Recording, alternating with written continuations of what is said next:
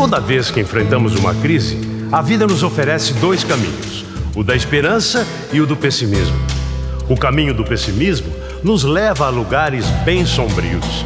O alçapão mais perigoso é o que nos lança no conflito, sempre com final trágico para todos.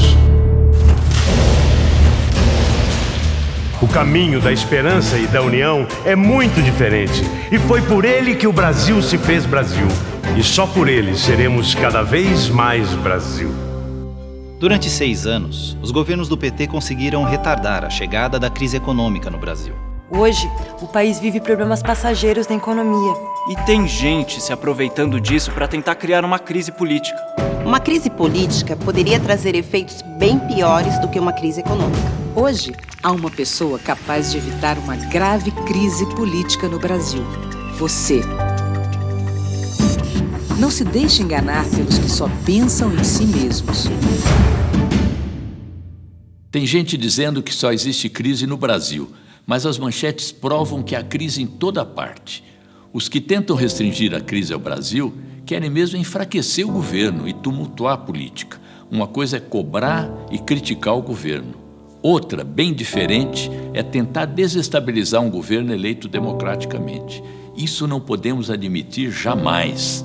Aos que não se conformam com a derrota nas urnas, só pedimos uma coisa: juízo, pois o povo saberá defender a grande conquista de todos os brasileiros, a nossa nova e vibrante democracia. É fácil hoje dizer que o governo errou, que fez isso e não fez aquilo. É bom então a gente lembrar algumas coisas. A situação do Brasil hoje é muitíssimo melhor do que a de muitos países que entraram ou estão entrando em crises profundas.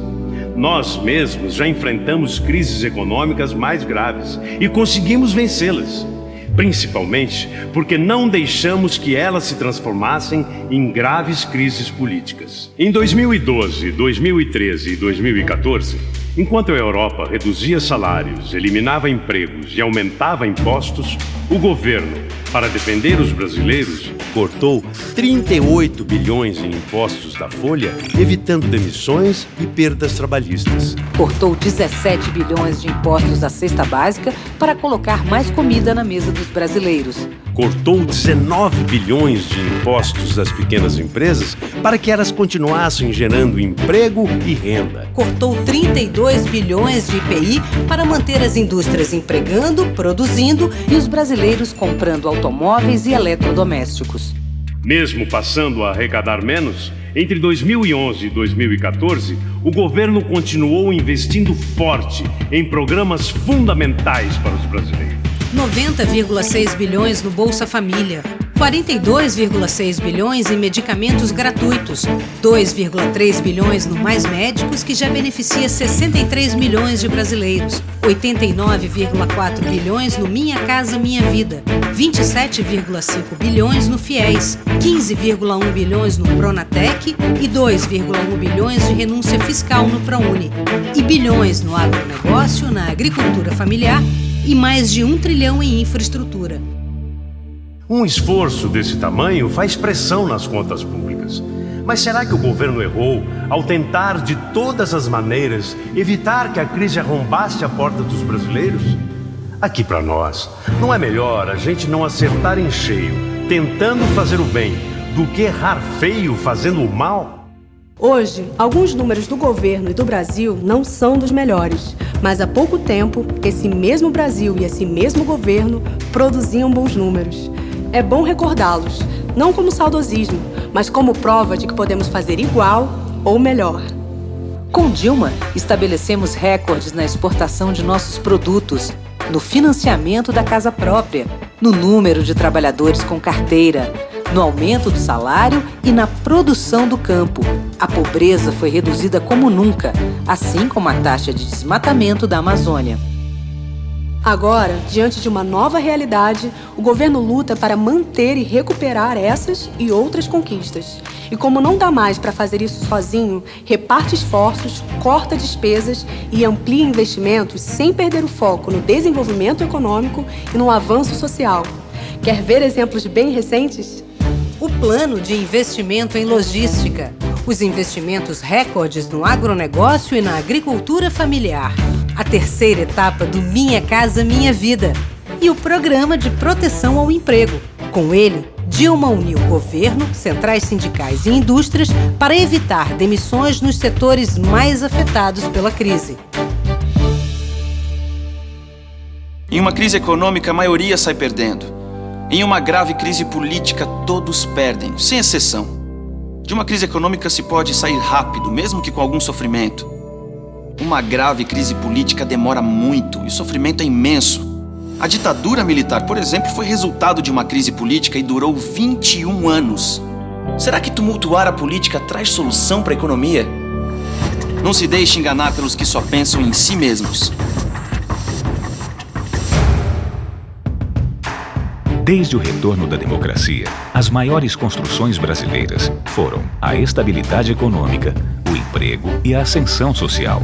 A crise econômica ameaçava essas conquistas. O governo reagiu com ajustes. Os resultados logo virão. Mas há outra tarefa urgente para os brasileiros: evitar que a crise política ameace a democracia, pois sem democracia, tudo iria ao chão. Eu sei que a situação não está fácil e que a crise já chegou nas nossas casas. Também sei que essa não é a primeira crise que enfrentamos. Nosso pior momento ainda é melhor para o trabalhador do que o melhor momento dos governos passados. Nosso maior ajuste ainda é menor do que os ajustes que eles fizeram. Por isso, temos tudo para ter um futuro melhor do que o nosso presente e muitíssimo melhor que o nosso passado. Problemas econômicos se resolvem com políticas corretas e corajosas, não com oportunismo. Eu mesmo fiz um ajuste na economia e depois o Brasil ficou muito melhor. O mais adequado é unir e superar a crise com quem já fez muito. Esse é o caminho mais rápido para melhorar a educação, controlar a inflação, gerar mais empregos e garantir um futuro melhor para todos. É mais fácil chegar ao porto seguro com quem já foi capaz de enfrentar a crise e fazer o Brasil avançar da tormenta, sempre protegendo os que mais precisam. Qualquer governo, qualquer partido vive bons e maus momentos, comete erros e acertos. É bom recordar os erros para que eles não aconteçam mais, mas também é bom lembrar que juntos criamos um novo Brasil, vencemos a fome e a miséria, elevamos a renda de milhões, fizemos mudanças esperadas há décadas. Um país que chegou onde chegamos tem tudo para superar qualquer crise na economia. Basta acreditar. Estamos em um ano de travessia, e essa travessia vai levar o Brasil a um lugar melhor. Estamos atualizando as bases da economia e vamos voltar a crescer com todo o nosso potencial, com preços em baixa, emprego em alta e saúde e educação de mais qualidade. Quem pensa que nos falta energia e ideias para vencer os problemas está enganado. Sei suportar pressões e até injustiças. Eu tenho o ouvido e o coração neste novo Brasil que não se acomoda, que não se satisfaz com pouco, que passou a esperar e a exigir muito dos governos e das empresas, dos hospitais e das escolas, da política, da justiça e, sobretudo, de si mesmo.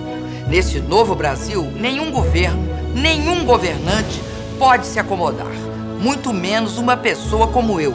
Sei que muita coisa precisa melhorar. Tem muito brasileiro sofrendo, mas juntos vamos sair desta. Tenho o ouvido e o coração nos que mais precisam e nos que vivem do suor do seu trabalho. Estou do lado de vocês. Este é o meu caminho. Por ele seguirei. Caminhar, sim, sem medo de corrigir os erros, mas sem perder o rumo, sem nunca mudar de lado, sempre junto do povo, sempre ao lado dos mais fracos. Nos últimos tempos, começaram a dar uma nova utilidade às panelas. A gente não tem nada contra isso.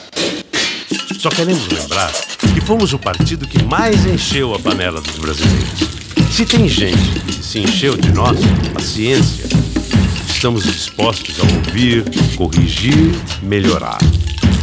Mas com as panelas, vamos continuar fazendo o que a gente mais sabe: enchê-las de comida e de esperança. Esse é o panelaço que gostamos de fazer pelo Brasil. PT.